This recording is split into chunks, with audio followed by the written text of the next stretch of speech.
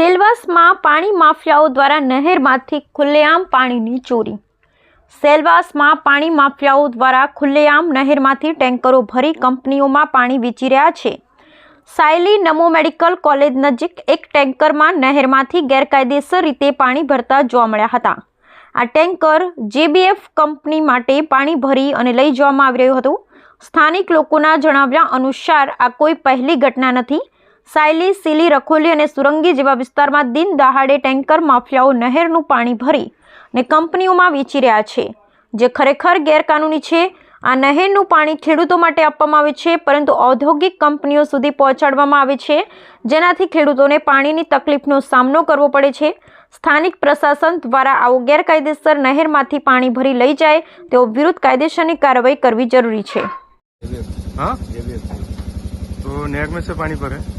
नहर कहाँ से है? नालू से। तो कौन है के? खेत की तरफ। हाँ खेते की। कौन है से? इमरान। हाँ इमरान भाई। इमरान भाई। कौन सा कंपनी ले जाए? जेबीएफ। जेबीएफ।